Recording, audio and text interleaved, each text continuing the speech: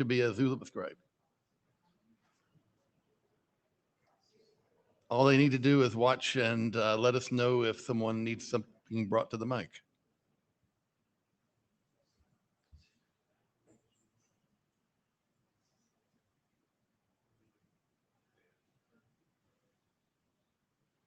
Sean, could you Zulip scribe for us?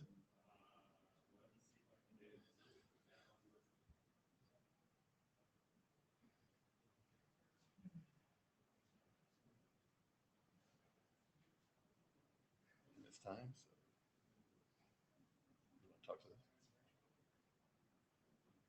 I'll steer you, Tom. Okay. This meeting is covered by the IETF note well. Please make sure you've read it if you're going to contribute. And this covers what your rights, your privileges, your responsibilities are, mostly your responsibilities. Next slide. So the IETF Code of Conduct, please pay attention to this. Basically, the short part of it is treat each other with respect all the time. And for those of you who are in the room, please make sure you've logged into Medico. That is the blue sheets now. So please make sure you've done that. Remote participants, please make sure your audio and video are off unless you're talking or chairing or presenting. And please use a headset if there's a lot of noise around you. An earlier meeting today, we heard a dog barking. So, a quick request from, I guess, us. Please remember to wear your badges. Anybody who's not, there's a couple of people that we need to be reminded. So they're just asking us to make the announcement. There it is. okay, thank you. And this is the agenda. This is the document. Oh, I'm sorry. Ha, document status, it says big at the top. We have messaging sitting with the RFC editor. Messaging is shipped. As shipped, that's right. Got a number. Yes. For 9475. Passport RCD is in the RFC editor queue waiting on the SIP core doc to catch up. And John, you have a question? Yeah, sorry, John Peterson. Just getting ahead to 4916 update. Remind me, yeah, we are in PubRec for that, or we should be getting to PubRec for that, right? There is nothing blocking us from requesting. That is correct. Okay, yeah. I just want to make sure I didn't need to do anything else on that that I like forgot. Thank you. Nope. John, this one thing is not waiting on you. It's one thing that's not waiting on me. Yes. Okay. So we've just finished the service provider OOB and we sent that forward to the ISG. And we have where are we with the 4916 update? It's waiting on the chairs to get around the PubRec. So we just need to finish We the. need to finish the Shepherd report. Okay, so when the Shepherd's report is done, we will hit send on that one. And we're going to have some candidates for adoption that we're going to hear about mostly today and decide whether they are ready for a call for adoption. My guess is they are. We've already called short-lived. We've done short-lived, yes. And that ends today, so I think we can call it adopted. I've not seen an objection. If anyone has an objection to short-lived, please make sure it comes up today, because at the end of the session, we will adopt it if that is not the case. All right, next slide. Here's the agenda. It's fairly short. We have a 1 hour slot, so we're going to talk about certificates, and we're going to talk about how STIR and MLS might work together. Any bashes on that agenda? Okay, then let's get started.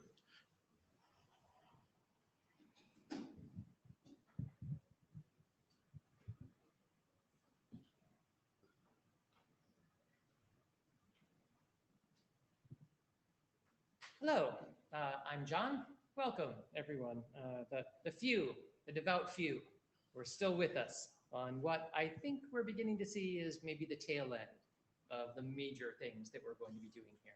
Now, of course, the instant I say that, some new emergency and fire is going to go off. We're going to end up having to do a lot of corrective work on things that we are not currently anticipating. But let's pretend for a moment that we're actually nearing something that might look like closure. And in fact, at the end of the session, if we do have some AOV time, which I suspect we will, we might even want to talk a little bit about kind of what we see as potential futures for this with the few things we're still dealing with. Excuse me, John, can you move up on that mic a little bit? Okay. What I should do is elevate it. taller.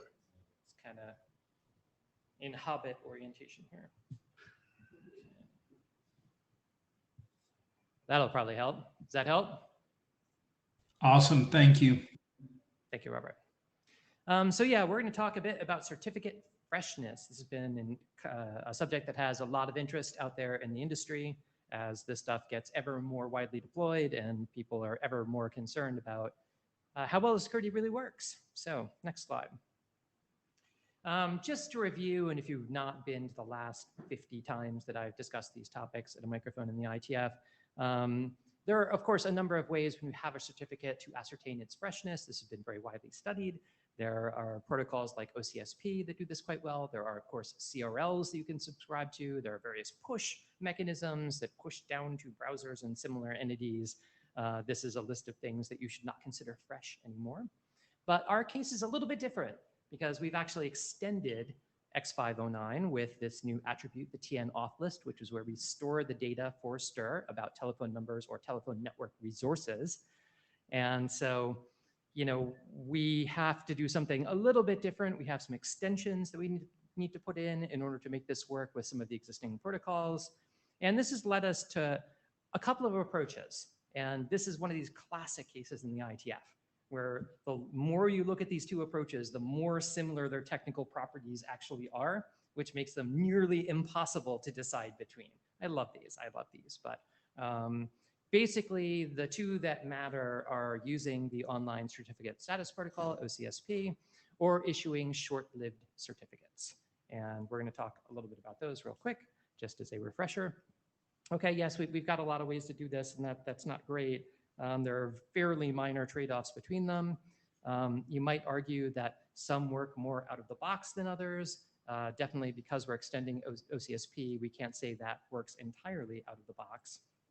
And short-lived really does. So I mean, again, the differences between these, if you're not super familiar with certificate freshness, approaches in the IETF, OCSP requires some kind of a dip, typically. That is being performed by relying parties to ascertain that the certificate that they are going to rely on is still fresh. You kind of reach out to the CA and you get back, yeah, that's totally cool. And there is a thing called stapling that is widely used in TLS and so on, that lets you anticipate that someone is going to do that and take what would be the OCSP response and simply build it into the communications you're sending in the first place. So that obviates the need for that round trip time from the terminating side to ascertain the certificate is still fresh.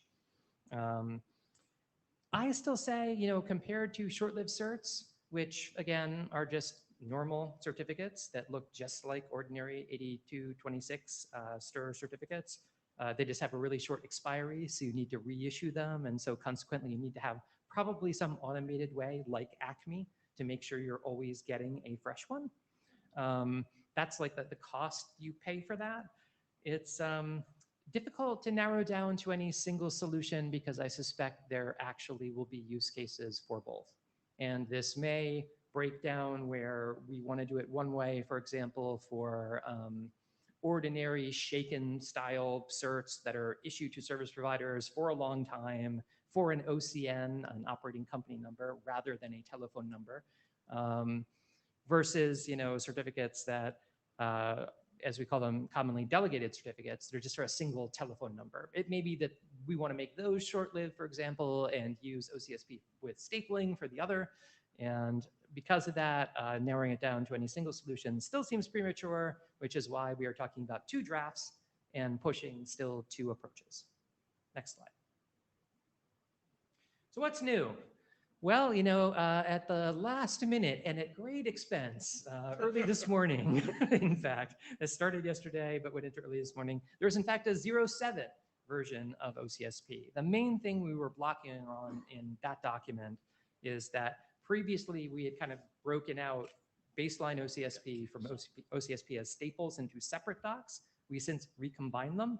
But when we recombined them, we realized we really needed like some examples that show you what an OCSP response with this extension looks like. And, you know, because that's ultimately what would go into the passport. The proposal around this is that there is a staple, STPL element that we're adding to the passport payload. And this element contains effectively the entire OCSP staple within it.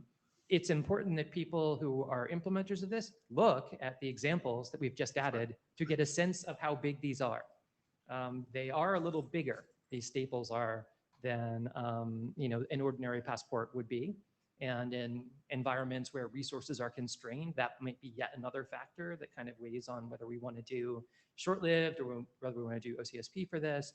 But it's not too bad, right? Looking at it, like if you, I could imagine RCD stanzas that we could put into passports that would easily be longer, right, than what this staple looks like.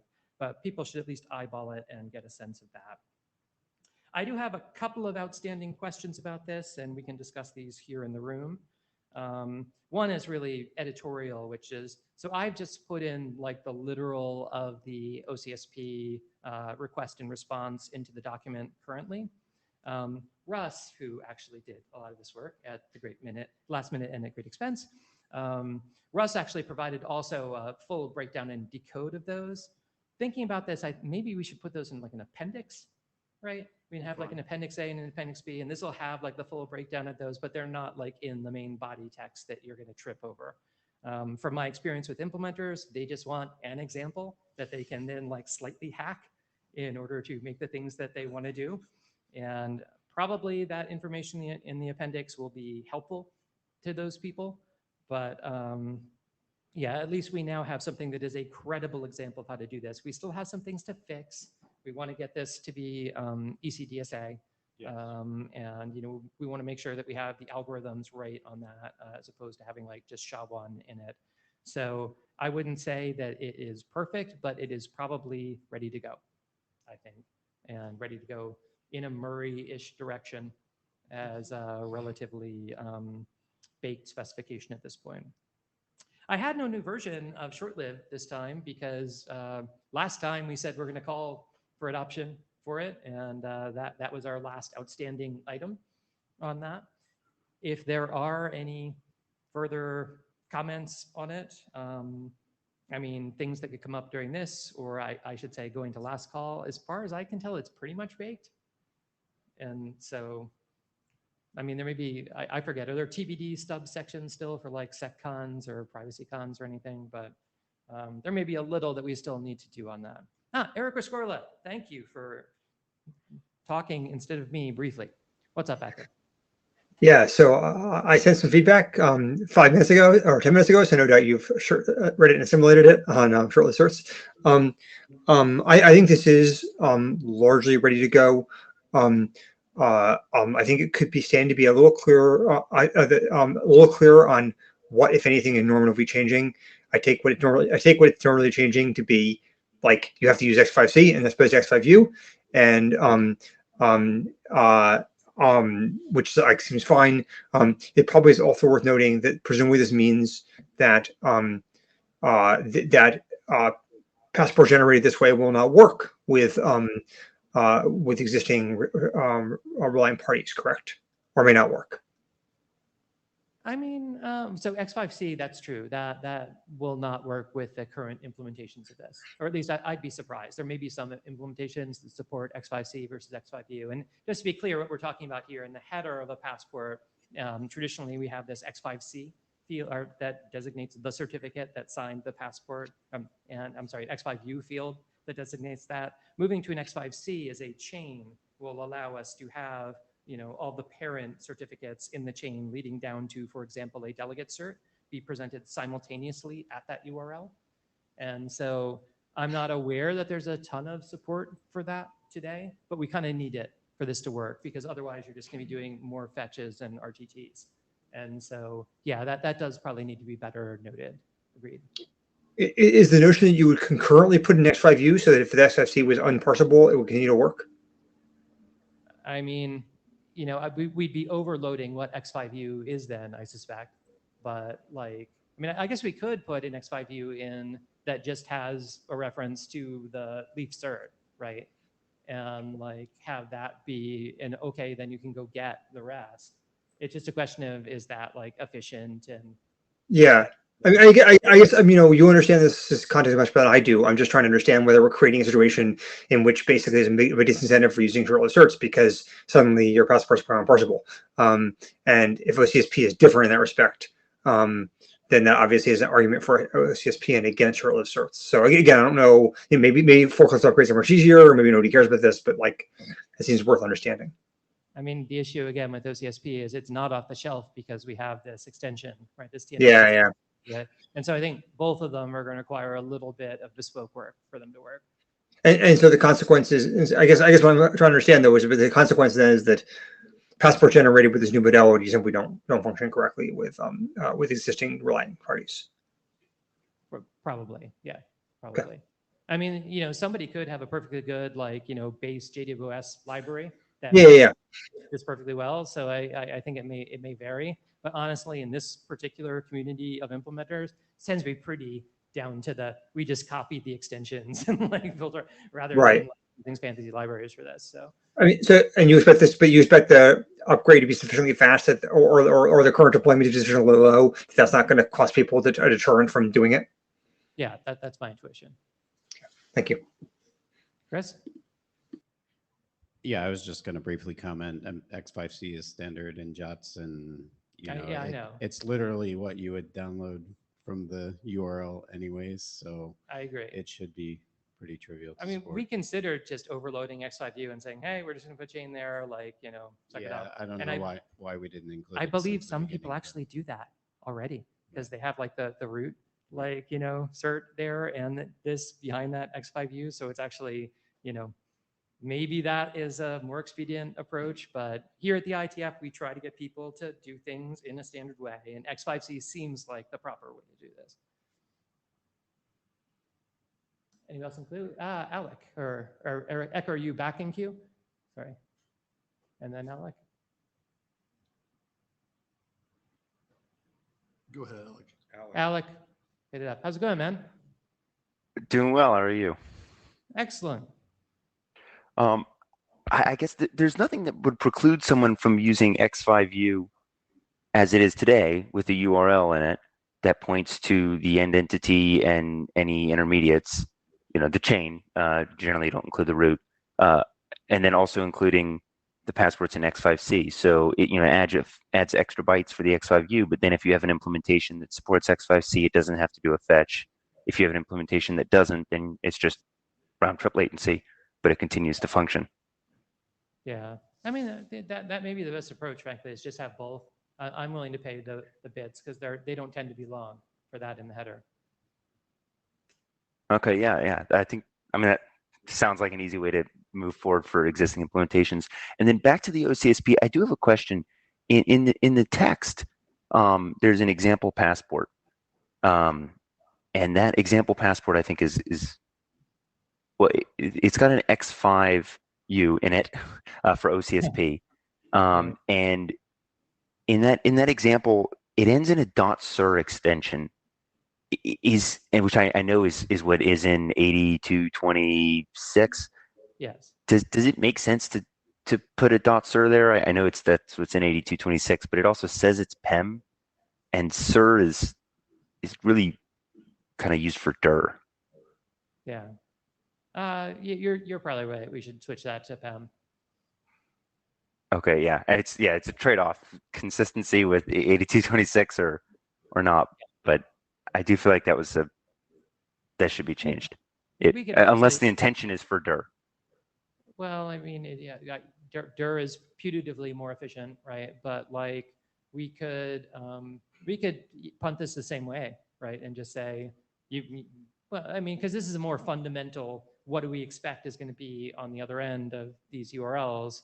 And I don't think we're actually terribly prescriptive about that in 8226. I think the examples are consistent with it, but I'm not sure there's like a must in 8226 or something for using dir.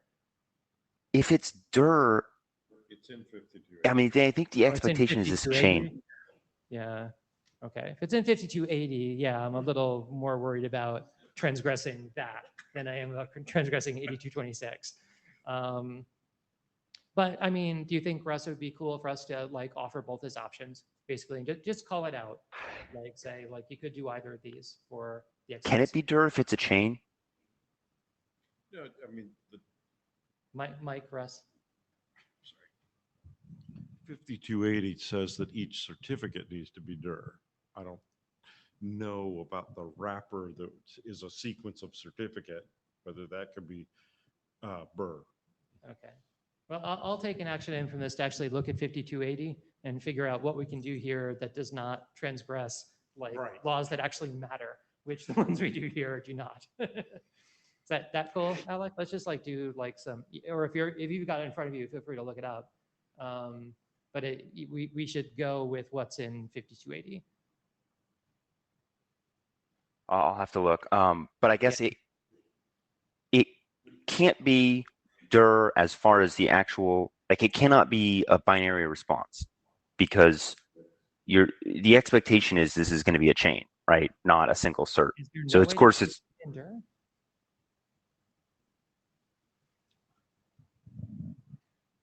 I don't know. I don't understand the last part of Alex's question. I mean, but yeah, I think the question is can you do a chain in dir? Yes.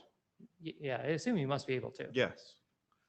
It- It's sequence what of is it? certificate. It's defined in, I don't remember where, but it's not, that's not. a Okay, good- so now Russ has an action item to find the place All where, right, fine. where it defines a chain of certificates for dir that we can, that is on equal standing with 5280, we can Yeah. figure out. How's that sound, Alec? Yeah, if there's a way to do that, I mean, I don't know what the delimiter is. I've never seen it. Okay, yeah. Okay. Eka, are you back in queue? I am. I guess I'm not quite following this dir thing. I mean, obviously there is a way to I mean, dir is just an encoding like JSON, so obviously like one can create a dir encoding of a set of certificates. It's not clear to me. I mean, the question at hand is whether it will be consumable by any receiver. I mean, there's nothing wrong with the thing you specified in this specification, except that it may not be accidentally consumable by receivers of, of the thing. So, I mean, there's the simply empirical question of as you note, the examples provided in the original specs do not specify how to concurrently, how to implement the certificates, and so the question is merely: is there anything you can do that will cause most recipients to process the certificates on their own because they just happen to use some stock, JOT library or something, right? But I doubt any of them do, unless you're saying in JOT that says to use a dir sequence of certificates. That's not going to work. Yeah. I mean, I don't think there's such work to get PEM for this to work as well, right? I'm sure, because most of them are assuming if there's anything else other than the entity cert in there, it's like the root cert. If there's anything between or something, then it's going to be messed up. So, and they're going to have to do work on their implementations to get that up to speed. So whether that work should be done for PEM or dir or both, I think is, it's probably about the same. Yeah. I don't think PEM is dir base 64 encoded with a begin cert and end cert. Yeah. And so you have a delimiter of here's the cert and then here's the second cert. Yeah. If you're just taking the binary data, right, dir without base 64 encoding it, no wrappers around it, and then you just slam two together, I think what you've just created is an invalid sequence of bits that would not validate for dir. Because I know that there's a length bit at the beginning, but you can't just slam two dir certs in one file next to each other. Well, I mean, certificates are self-limiting. I mean, I guess, dir, saying dir is like saying JSON. you need a structure that surrounds them that tells you what it's supposed to be. Otherwise, it is in fact not relicensable encoding. But like that's called like X509 sequence or set. And then effectively, it is the things just concatenated inside the wrapper. Yeah, I'm sure there must be something that does that. And Russ has already promised to find I us. will find it. He will find us that thing, and he will. But again, like unless people are expecting that in X5C, this doesn't, or in some existing like JBS payload, this does no good because like it just just creates something which no one wants. Yeah. Chris, did you have something? Oh, I guess Alec, you're next. Sorry.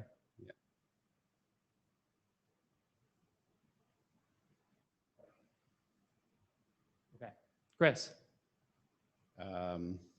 So in 7515 for X5U, it does say the identified resource must provide a representation of certificate or certificate chain that conforms to 5280 in PEM encoded form. Yeah. Yeah. So, and I believe most people are using PEM. So yeah, I mean, but just to be clear, again, that just means base 64 in this case, right? So as I read this text, what it says is basically it's an array of strings, and each string is a certificate. So actually, this is like exactly what you want, assuming people actually do it. Yeah.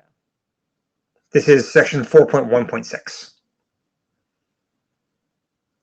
Right. Each certificate change represented a JSON array of certificate value strings. Right. That is the same, right? Like dir with base 64 encoding is essentially.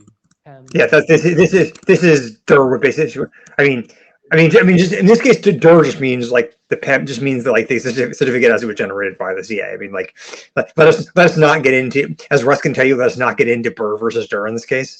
It is the thing that the CA generated, I think, for this purpose.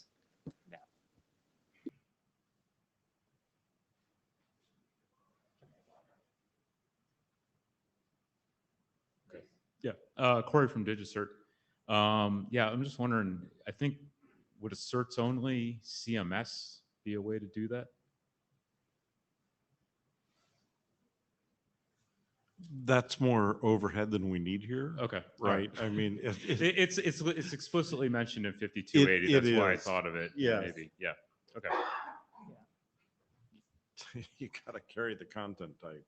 All right. So what we're taking away from this is, I mean, I'm kind of persuaded by the text that Chris was just pointing to about, this being defined as up to a chain of PEM for this as well. And so maybe we honestly don't even need X5C to do this. No, that wasn't what I was implying. I think we want to support both. It's just both. Well, it's funny. The spec refers to X5U as PEM. It's a URL to a PEM file. And then X5C is just the dir encoded thing, base 64 encoded as in a JSON object. So yes. I think we still want both. It's just where we're clarifying. Yes, yet another one of those things where format it was in. The options are so close and the differences are so slight that we sit here and argue about it for half an hour. Yeah. One more, Acker? Just to be clear, like X5C was so we didn't do an extra dip. Right? Yes, it was precisely for that. Okay, well, I think we kind of have an answer. We can, if we just say we're going to stick with PEM, right, and change the examples to reflect that. Keep X5C, but have backwards compatible X5U. That's what I heard from the aggregate, I think, of what we've been discussing here. Can the minuter, is that Simon today? That's Simon today. Simon, you're like a saint.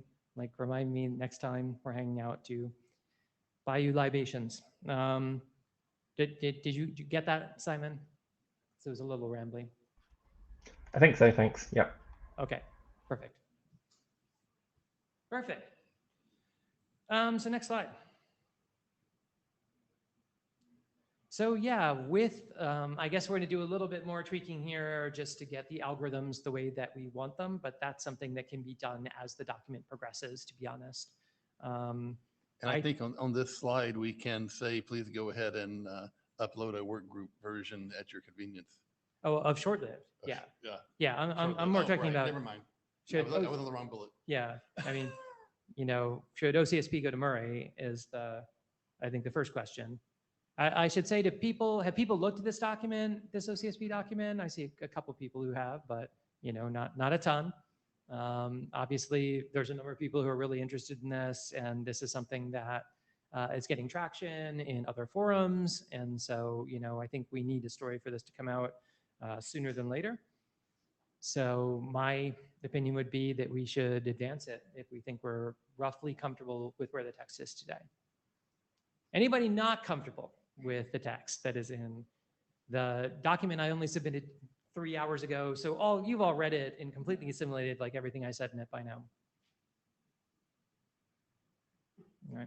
So we are going to do one more spin, I think, just to make sure we reflect proper algorithms, to make sure that ECDSA is actually being used in this. And but with that, my opinion would be this is good to go.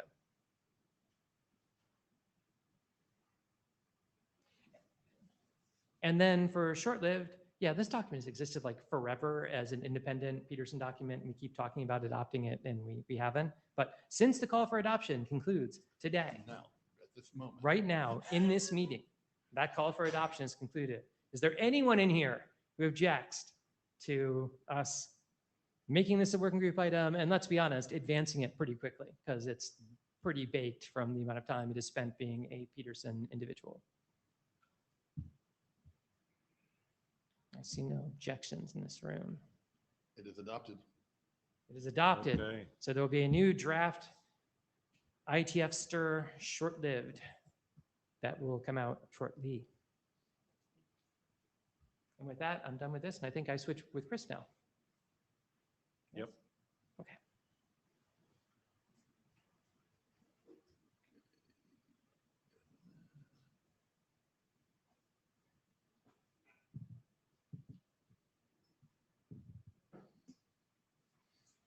Almost got it. Okay. There, got it. All right. So we do have a new thing that we're bringing to the table here. I hope everybody thinks this is sort of a clear win. We've been discussing this in various forums informally, but I thought it would be a good idea to bring this forward. Go to the next slide, please. So I'm not going to go totally deep into certificate transparency, but at least for those that aren't too familiar with it, it's something that's already widely adopted in the web and TLS world to protect against domain certificate misissuance. RFC 9162 is B2 of certificate transparency, so it's fairly getting much more mature because of experience, operational experience. The basic premise is that when a CA issues a certificate, you put that on a publicly monitorable log. And in that sense, you have a way that monitors, which is what they call it in the draft, can be checking to see is there any certificates that are being issued that shouldn't be. For example, somebody wants to create a certificate that's google.com, and they really shouldn't be doing that. It would be immediately verifiable based on the publicly monitorable log. It uses Merkle trees, it's append-only. It's got all those characteristics that seem to be very popular these days. And once you submit that certificate to the log, you get a receipt. in the document is called assigned certificate timestamp, SCT. That then gets attached to the certificate that is published, and then can be used as the mechanism that the relying party can tell, oh yes, this has been verified on a log and is being monitored. Hopefully I did the 3-minute version of that to satisfy everyone. But certainly ask any questions if you need to. Next page. I guess Simon has a question. Simon? Apologies if you're going to come to this shortly, but what does this offer that trusted CA list doesn't? How does this spot behaviors that we don't trust the CA list? Yeah, you're referring to the trusted root certificate list that the PA hosts in at least stir-shaken implementations. Yes, that is that's the one. purely just the list of root certificates that are trusted. This is much more comprehensive. This is a public log of every certificate, that, and entity full certificate, so that it's verifiable. I'll get into the reasons why that is interesting for STIR specifically. But did that answer your question, Simon? I'm happy to wait for the further explanation to decide. Okay, sure. So if you read the specification, certificate transparency is meant to be an extensible mechanism. It's not just built for domains or TLS or any of those things. So I thought it would be a great idea to take advantage of that. And, and it doesn't even have to be about certificates specifically. It can be anything around keys or even other metadata or other things. So it's sort of an interesting public auditing mechanism more generally. So this specific document, I call it STI, Certificate Transparency, is really to extend and use certificate transparency to cover STIR certs and delegate certs. I think delegate certs has a lot of great properties in terms of certificate transparency, and in terms of like bad CAs trying to produce telephone number specific certificates. There is probably a case for SPC level certificates as well, although I don't know if there's really as much of an attack vector for spoofing certificate or service provider level certs, but maybe somebody could prove me wrong on that. But I think we should enable both in the document in either case.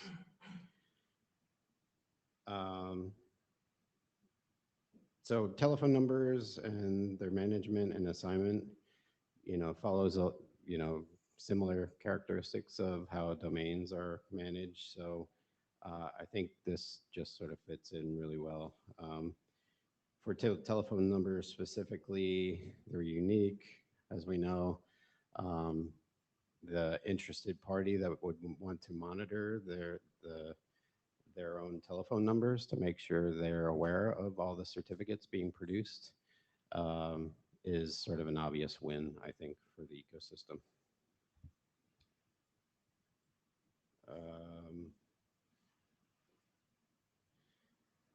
Yeah, go to the next slide. Okay, can you go back one? Oh, Ori, you want to make a comment? Hey, Ori Steele. I just want to say on the telephone number, like self-monitoring comment, you might want to take a look at the Keytrans architecture document. In Keytrans, they're also looking at transparency logs that include cryptographic keys. In this case, it's not limited just to certificate expressions, and they have use cases around telephony, key binding, and contact monitoring. You might be able to find some useful text in there or be informed by it. I can provide the Right. link in the chat. Sounds good. Yeah, appreciate that. I think there is probably other areas beyond just STIR certificates. So I agree with that comment. I did note at the bottom there that I sort of followed the certificate transparency, RFC 9162, and just sort of pointed out the deltas that are specific to STIR certificates. One thing to note specifically is that I think we can simplify things, because with TLS, you deal with TLS clients and TLS servers that have specific transactional things. There's so basically the current certificate transparency document follows 3 basic patterns. I think all we need is one of them, the pre-certificate mechanism. So basically, when a CA creates a cert, they submit a pre-certificate, they get back the receipt, and they inject it into the certificate. So I wanted to note that specifically, because that's probably one of the more important decisions to make for this document, whether we need any other mechanisms or whether we can settle on that one way of going. Or are you still in queue, or? Okay, Eric? Yeah. So a few points. First, as a predicate matter, no one does 9162, so you want 6962. 9162 was published, but like it is not implemented by anybody meaningful as far as I can tell. That is a regrettable state of affairs, but nevertheless the one we find ourselves in. I'm sorry. Second, what isn't implemented? I missed what you said there. 9162. Oh, right. CTV2. Yeah. Everyone does CTV1. Yes, that's another point to bring up, and I wanted to get some advice on that, whether it makes sense to go to V2 versus V1. It does not. Okay. I mean, just telling you no log does it, so you're going to be a sad person. Even though it's been obsoleted, I guess. that was. It's going to come as a shock to you, perhaps, that the IETF's instructions do not always have the force that one might like. I think it's probably like like what section of the threat model we're trying to address here. The threat model of certificate transparency on the web, right, is that CAs have universal jurisdiction, which is to say that a CA can sign for any domain name it pleases, and it seems to me that one difficulty here is that the corresponding concept in STIR is the passport, and the malfeasance to which they detect in many cases is the CA, a CA which has a very large scope, essentially signing for passports, which should not be signing for, and that seems like it's actually quite difficult to assess. In the sense that like the CA is like, well, I'm like, I didn't make this phone call, but the CA says I did. I appreciate delegate search has a role to play here, but I guess let us imagine that we had a complete CT for every X509 object in the system. What level of assurance does that provide about CA malfeasance? This also, I think, potentially, unfortunately, plays into this discussion of OCSP versus shortlist certs, in the sense that effectively when you have a cert with a very wide TMO scope that is then narrowed by OCSP, it's the OCSP thing that is relevant more than the cert itself. Yeah, I think because delegate certs are created based on the assumption that a service provider or a REST org has the ability to delegate those number resources and create, via subordinate certificate authority, a certificate, there is opportunity for potential, that I'm going to create a certificate that I may not be authorized or have authority over.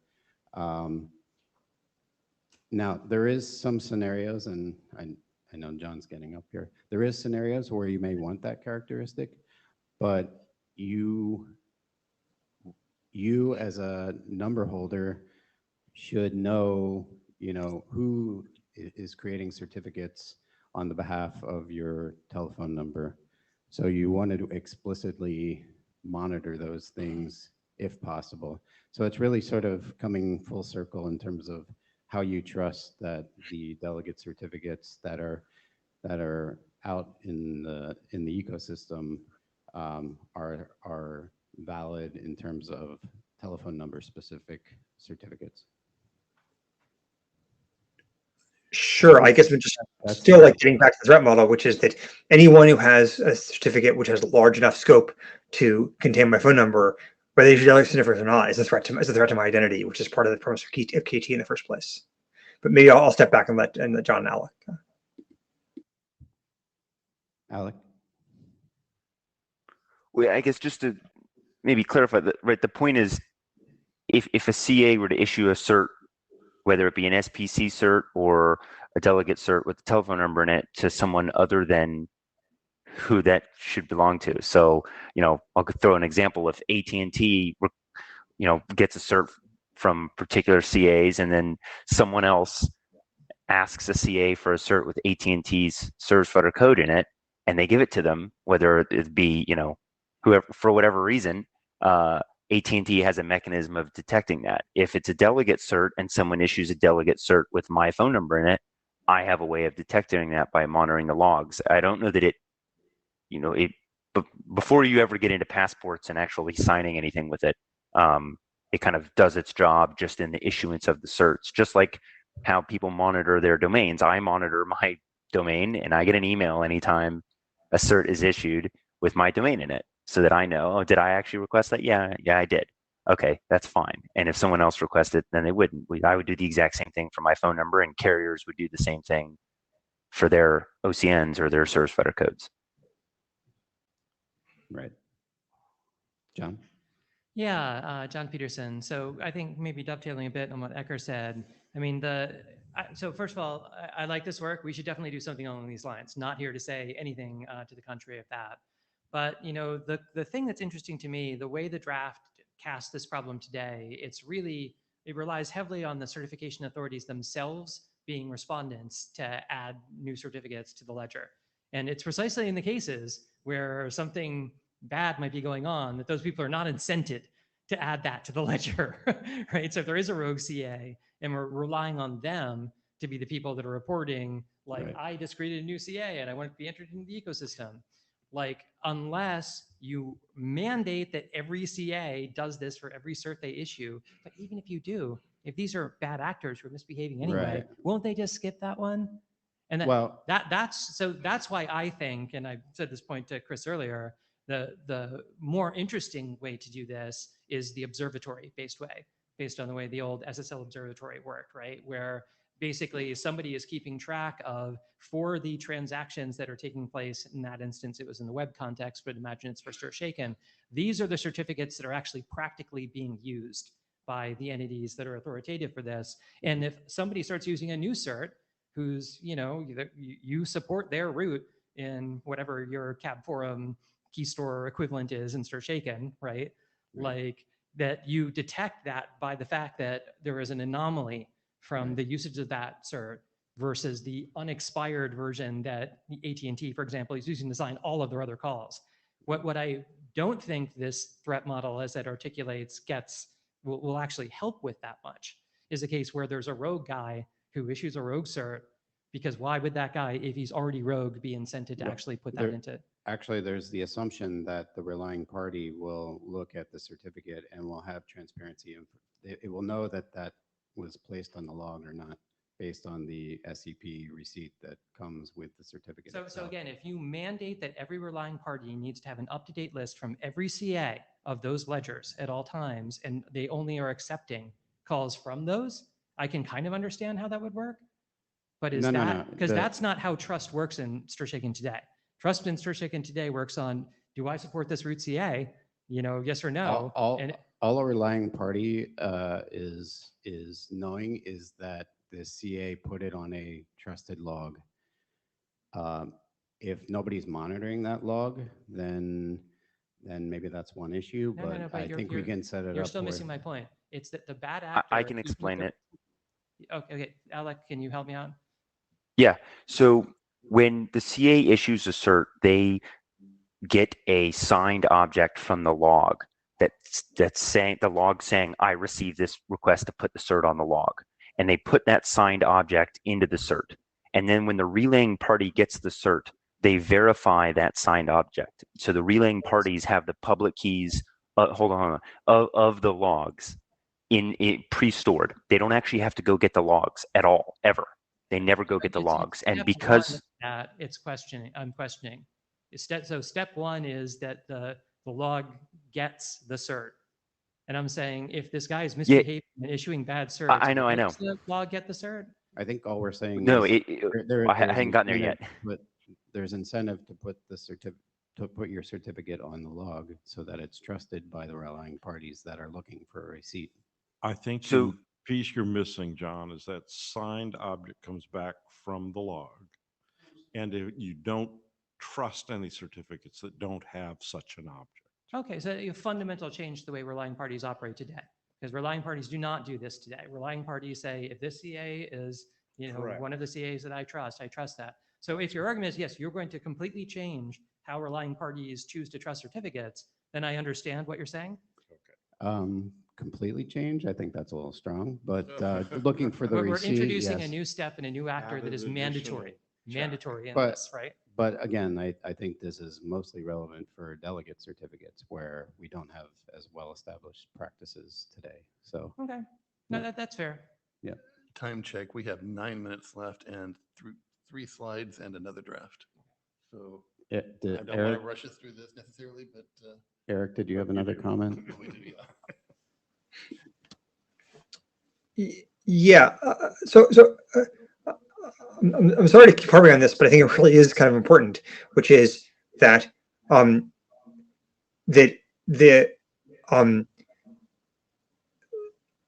like the correspondent object in this system to the certificate is in many ways the passport, not the certificate itself.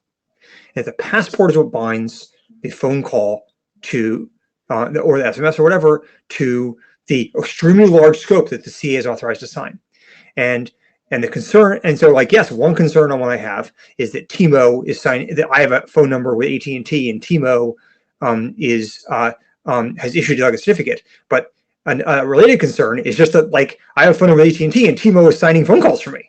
And as far as I can tell, this isn't doing anything about that.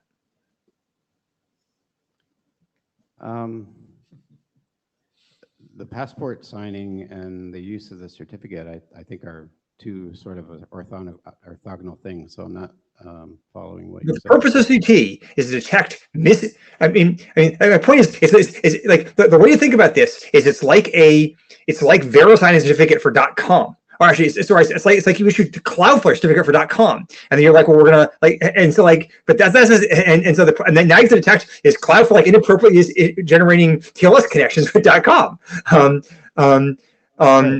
But your certificate scope is, think of google.com as your telephone number. Telephone number is your scope. That telephone number certificate is used to sign a passport that must have an originating number that is that same telephone number. Right, but as I understand the situation, AT&T certificate does not have my exact number. It has extremely wide scope, and minimally including people who possibly include people who aren't even AT&T customers, right? Yeah, let me do the even worse version of this, of what you're getting at, Echo, which might make your core point here clearer, which is that, like, let's face it, there are a lot of people who feel eligible to be able to sign for originating numbers that do not own those numbers in the stir-shaking ecosystem today. And the problem is there will be multiple entities who legitimately assert, say, a delegate cert for a number because they have means to originate it, right? As long as if the legitimate number holder is monitoring the logs and seeing that is whether that is being used. So in this instance, that's the enterprise, or is that the carrier? Who is the legitimate? That's what I'm poking on. The enterprise. See, I think ownership is really weak, which is why we have this whole OCN thing to begin with, and that makes this actually super complicated under the hood. But I know we want to get off this, so I think Ecker, you're up, and then Chair interrupt, please. We're running really short on time. Can we redirect the discussion about what should the next steps of this draft be? Yes. and get away from the technicals. Okay, great. Yeah. I think this really needs to be a lot clearer of the threat model of what attacks it is trying to prevent, what attacks it does not prevent. And until we have that, I think we probably should not adopt this document. There's a lot of mechanics here, but the question is, like what we need is a threat analysis.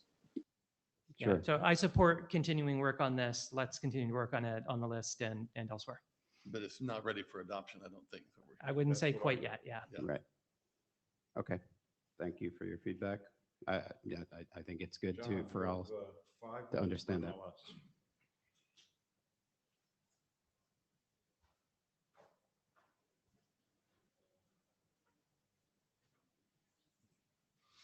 I have 5 minutes for MLS. So given that, let's go to the next slide. We're going to go through this real quick. A draft exists that is talking about the interaction of STIR for MLS. We need to, as we look at MLS, especially in the MIMI context, for those of you who also attend the MIMI working group, start thinking about how it is that credentials associated with STIR could be used to prove identities in messaging systems.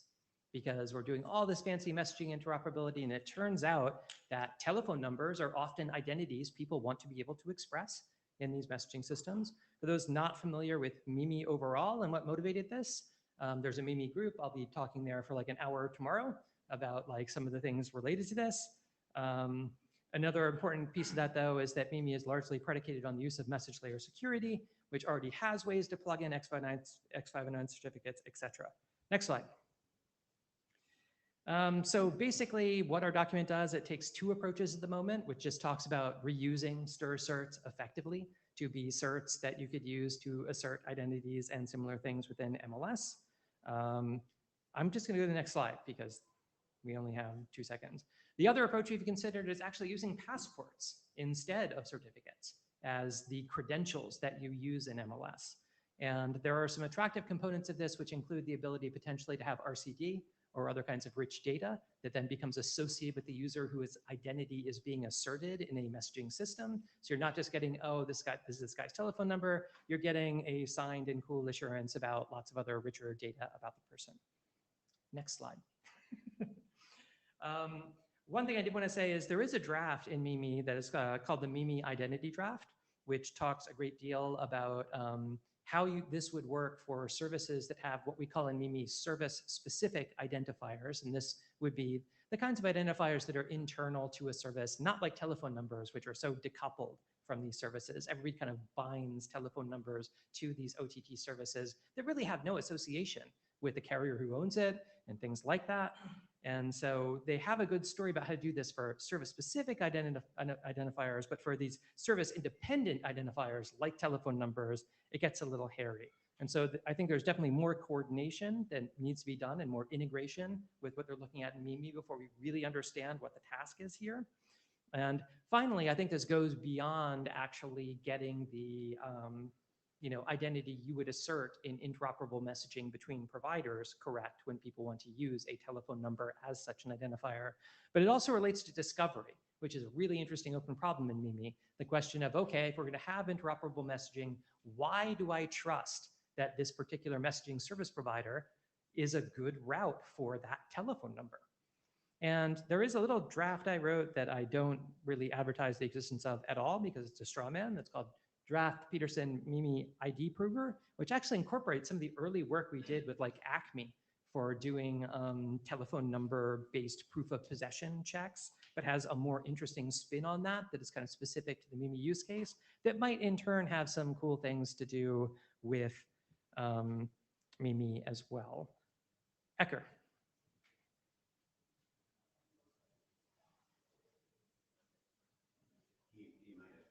Oh, are you ghosted in the queue, Ecker? Yeah. Okay. If you're just ghosted in the queue, next slide, because we are down to it. 1 minute. So basically what I'm saying is this is too early for adoption, much like the last thing we discussed. I think there's more work that needs to be done in MIMI that's going to shake out from that, and hopefully some of that will get some better traction on this week. MIMI, a very difficult problem, though. And I think we want to get all the I's dotted and T's crossed on this before we ascertain what the right way is to plug that into STIR. With that, I'm done. Okay, at this point, the agenda has been exhausted and there's no time for any other business. So Thank you very much for joining. So I think the any other business we're not having is that John earlier brought up the question of what's the future of the working group and what, if we're on the long tail to shut down. So that's a conversation we will be having. And perhaps if you have opinions, bring it to the list, but please. Yeah, we've still got a couple things here that we need to get done, but I think we see the end of we see light at the end of the tunnel. I finally got you Tuesday just in time to close. Yes. Thank you. Thank you all. Have a good evening.